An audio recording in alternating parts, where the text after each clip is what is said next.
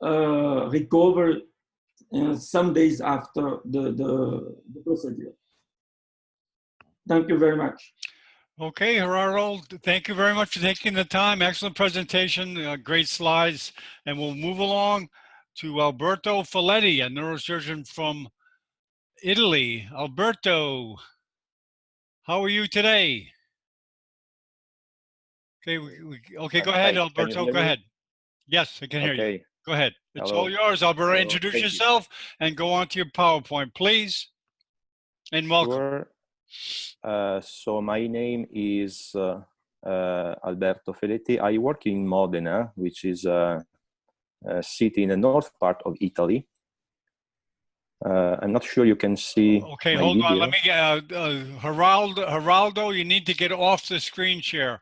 Click on the leave screen share at the top of the screen. There's a leave screen share. There you go. Okay, Alberto, it's all yours. Okay, so as you all know, the European Multicenter study on IMPH was designed and initiated to evaluate sensitivity, specificity, and also positive and negative predictive values of CSF TAP test and CSF resistance to outflow in patients with clinical and radiological signs of INPH, and actually the results have been published already. Excuse me, did you want to share a PowerPoint? Because we're not seeing in the PowerPoint now. We're not seeing? Oh, yeah, well, no, we're not seeing it now. Okay, wait. Let's see if I can share. Go on the share and then go to your PowerPoint. There you go. Okay, can you see it? Yes, yes. Yes. You want to make it bigger? Yeah, yeah, sure. Yeah. So it's just a slide on the screen. It's a bit slow. It's okay. Let's see.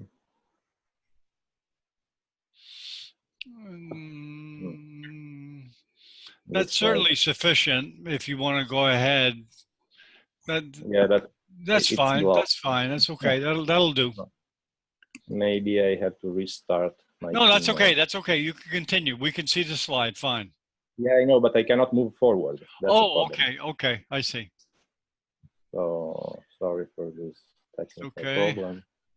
Yeah, Alberto was on a connection's not too good at the hospital. Yeah. Probably your Wi-Fi. But let's give it a shot. Let's give it a try. Yeah.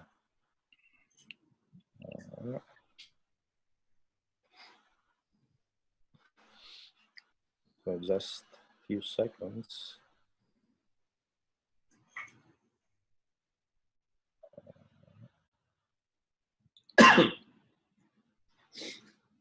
Okay.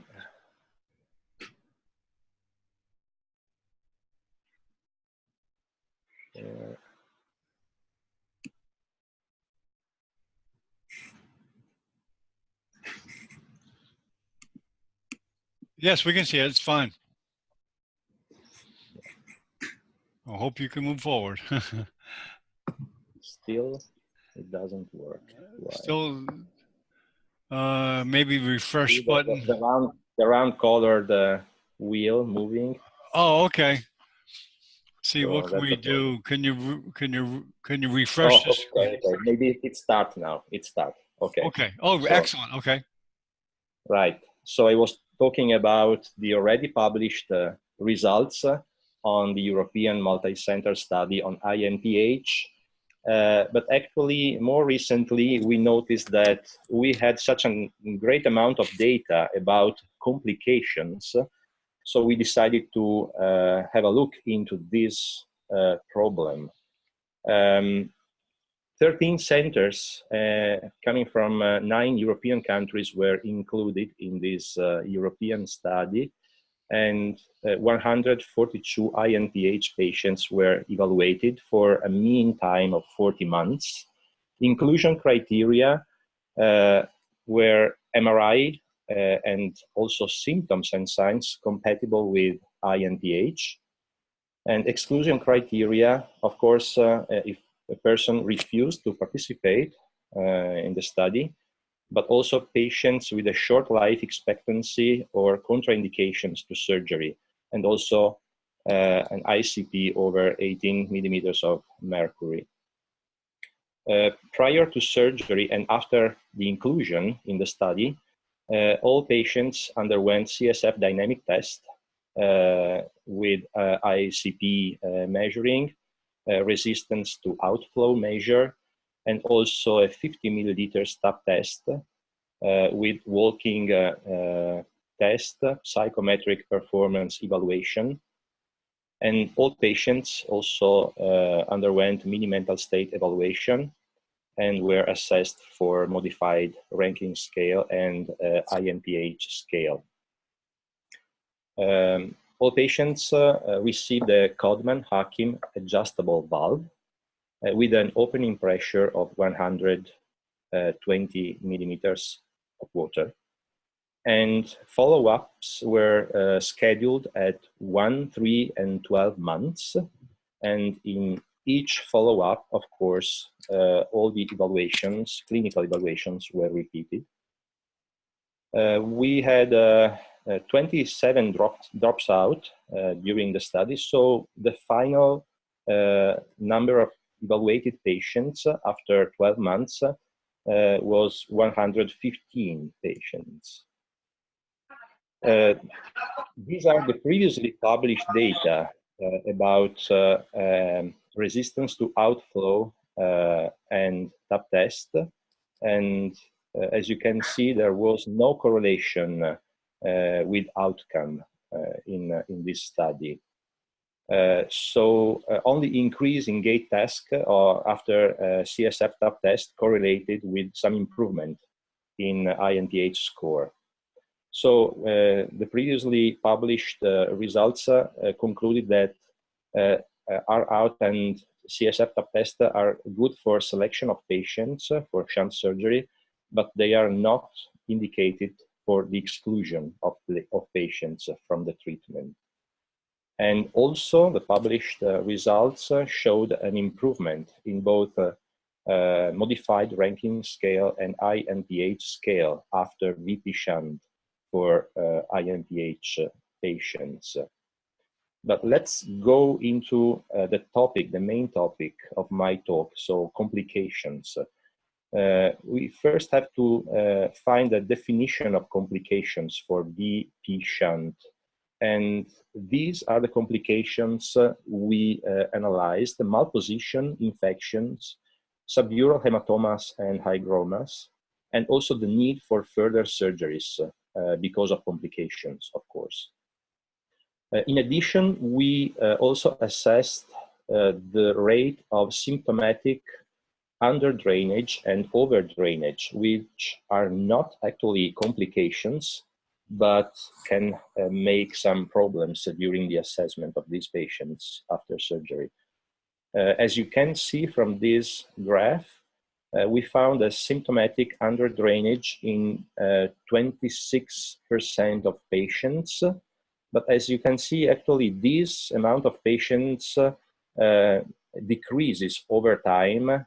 And actually, after 1 year, there are very, very few patients with this problem. On the contrary, symptomatic over drainage was found in less than 9% of patients, and it's basically solved immediately after 1 to 3 months after surgery. Shunt adjustments were required in about 37% of patients. In 36 patients, this was needed for under or over drainage. So this is something we expect from this kind of surgery. And in 7 patients, shunt adjustment was performed in order to further optimize the treatment.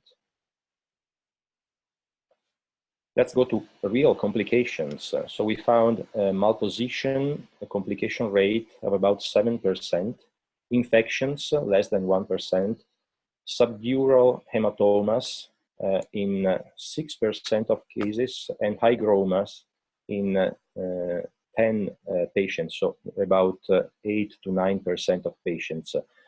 Altogether, these subdural collections required surgical drainage in 2.6% of patients.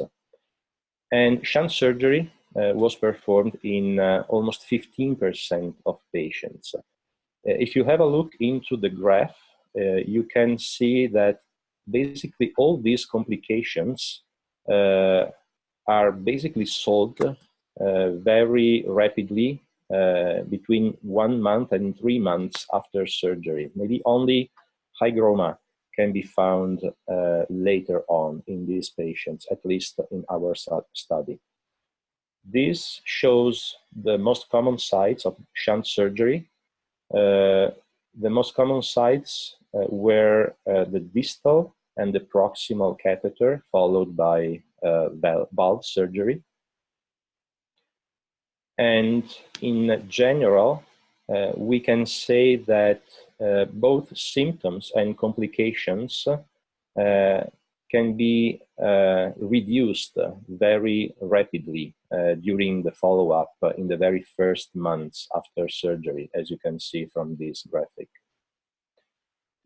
I think this analysis was important to be done because if we have a look into the published literature, we can find some studies which were published, like the one by Heb and Cusimano, which show a very high shunt complication rate, up to 38%, and also very high risk of surgery and mainly permanent neurological deficit, up to 6% of cases in their study. However, we have to notice that in the following published papers about this problem, altogether, this permanent neurological deficit or death risk is reported to be less than 1%.